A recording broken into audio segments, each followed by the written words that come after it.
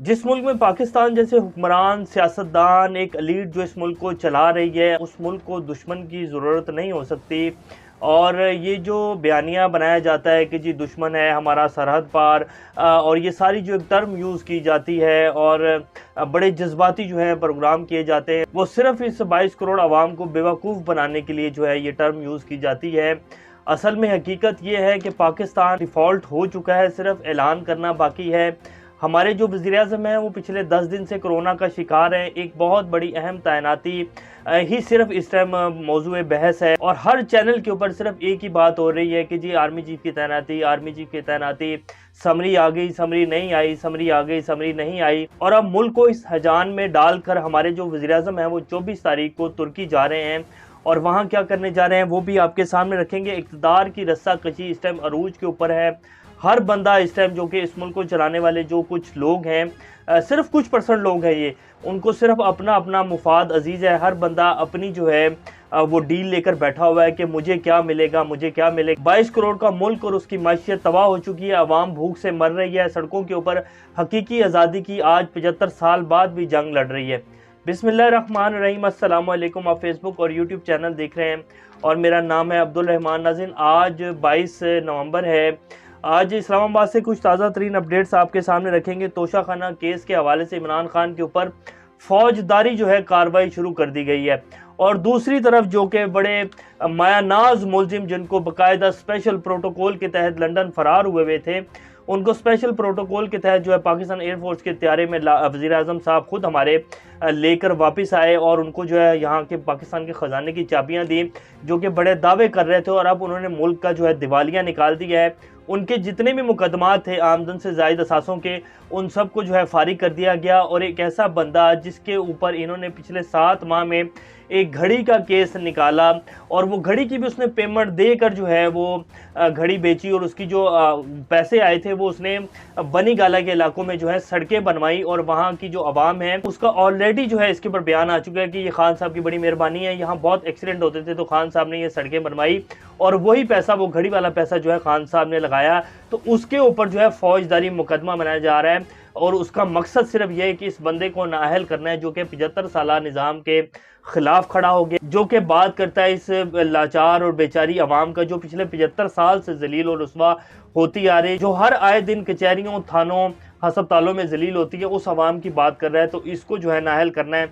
बाकी सारी बातें जो हैं बाद में होंगी, तो इसके बारे में थोड़ी सी बात करेंगे। फिर तस्नीम हैदर जिन्होंने कि लंदन में प्रेस कॉन्फ्रेंस की थी और कहा था कि जी मरियम नवाज़, नवाज शरीफ और राणा सनाउल्लाह साहब ने यहाँ बैठ कर इमरान खान के ऊपर कातलाना हमले की सारी प्लानिंग की और अरशद शरीफ को भी इन्होंने कत्ल करवाया, तो उनका भी एक ताज़ा तरीन बयान आया है और लंदन पुलिस ने बाकायदा कार्रवाई शुरू कर दी है। उसकी वजह से जितना भी बिमा अहल होयाल मियाँ नवाज शरीफ साहब जो हैं और वो लंदन से कूच कर गए हैं, वो कहाँ गए हैं ये भी आपके सामने रखेंगे। शेख रशीद साहब ने भी एक ताज़ा दम ट्वीट किया है, वो क्या कहते हैं वो भी आपके सामने रखेंगे। ख्वाजा आसिफ साहब ने कल नेशनल असम्बली में तकरीर करते हुए वही अपना पुराना बयानिया दोबारा से दोहराया। अभी कुछ दिन पहले जो है करारदारें पेश की जा रही थी हमारे अदारों के हक़ में और हम अदारों के साथ खड़े हैं, और कल ख्वाजा आसिफ साहब ने क्या कहा वो भी आपके सामने रखेंगे। इससे पहले अगर आप लोगों ने चैनल को सब्सक्राइब नहीं किया तो रेड बटन को प्रेस कर लें और बेल आइकॉन को भी प्रेस कर लें ताकि लेटेस्ट अपडेट्स आप लोगों को मिलती रहें और ये जो हमारा ताल्लुक है ऐसे ही जुड़ा रहे। सबसे पहले इमरान खान साहब का तोशाखाना केस के बारे में बात कर लेते हैं। सिर्फ 7 माह में एक घड़ी निकाली गई,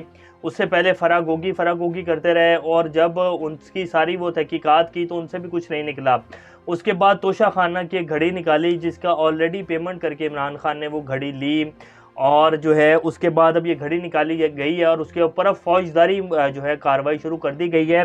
करप्ट प्रैक्टिसेस साबित होने की सूरत में इमरान खान पर जुर्माना होगा और 3 साल कैद की जो सज़ा है वो सुनाई जाएगी। इसका सिर्फ और सिर्फ मकसद ये है कि इमरान खान को नाअहल करना है।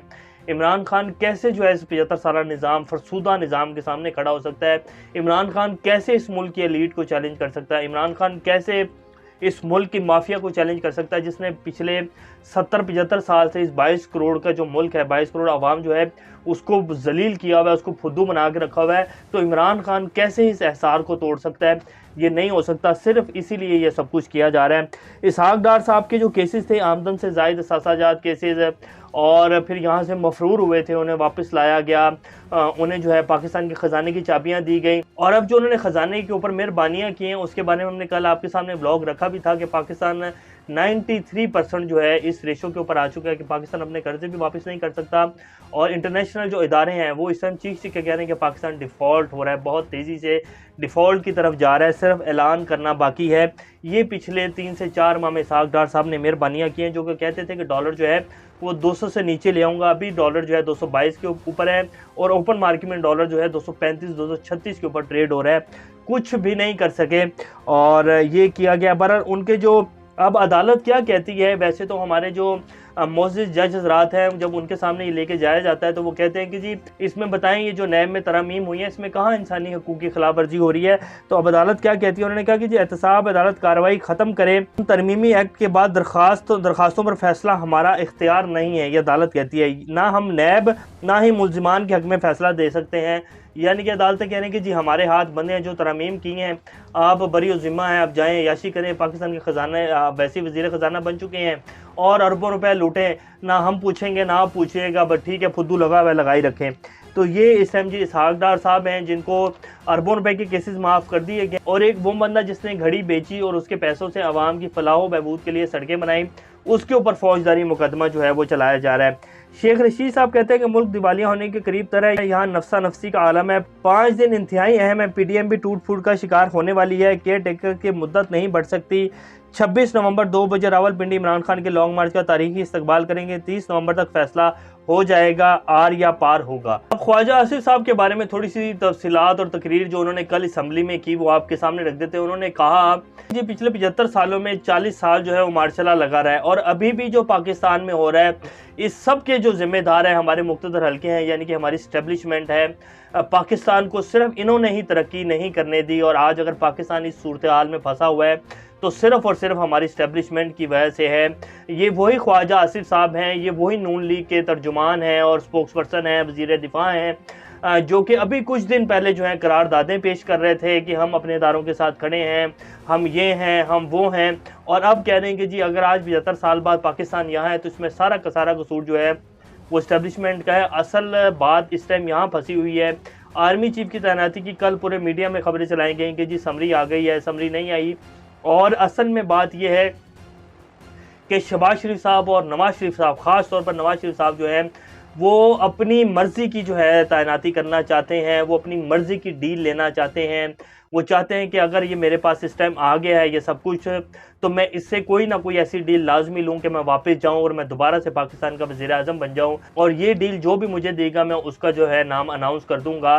क्योंकि वज़ीर आज़म शहबाज शरीफ साहब हैं और शहबाज शरीफ साहब जो हैं वो बड़े भाईजान के बगैर तो एक कदम आगे नहीं चल सकते हैं। तो इसीलिए आते ही उनको कोरोना भी हो गया है और अब वो 24 को जो है तुर्की दोबारा जा रहे हैं और जो तैनाती है उसका सारा का सारा मसला जो है अभी बीच में ही है और अपनी मन मर्जी चल रही है, अपने मुफादात जो हैं वो सामने रखे जा रहे हैं। 22 करोड़ का जो मुल्क है वो इस टाइम तबाही के दहाने के ऊपर खड़ा हुआ है और इन लोगों को सिर्फ अपने मुफादात अजीज़ हैं और अपनी अपनी जो है डील्स अजीज़ हैं, इसके अलावा और कुछ नहीं चाहिए। इमरान खान साहब जो हैं वो कह रहे हैं कि जी 26 नवंबर को मैं पिंडी पहुंच रहा हूं और मेरा सिर्फ और सिर्फ एक मुतालबा है और वो है कि साफ़ और शफाफ इलेक्शन पाकिस्तान में करवाया जाए। और इमरान खान को ये बात अच्छे से पता है कि ये जो 75 साल निज़ाम जिसके ख़िलाफ़ मैं खड़ा हुआ हूँ ये कभी भी जो है मेरे मुताबिक नहीं चलेंगे और ये जो घी सीधी उंगली से निकालने की मैं कोशिश कर रहा हूँ कभी भी नहीं निकलेगा। लेकिन वो सिर्फ जो है वक्त दे रहे हैं और वो चाह रहे हैं कि पाकिस्तान जो है मज़ीद किसी भी तबाही की तरफ मत बढ़े। देखते हैं बाकी क्या बनता है, लेकिन अगले जो 4 से 5 दिन है ये बहुत अहम होने जा रहे हैं। पाकिस्तान की मैशत जो है वो बिल्कुल तबाह हो चुकी है और अब सिर्फ मफादात की जंग चल रही है, इस एलीट की जो है वो जंग चल रही है और आपस में एक दूसरे के दस्तों गिरबान हैं। अल्लाह पाकिस्तान का हामी नासिर। अभी तक के लिए इतने ही, अपना इस चैनल का ख्याल रखिएगा। अल्लाह हाफिज़।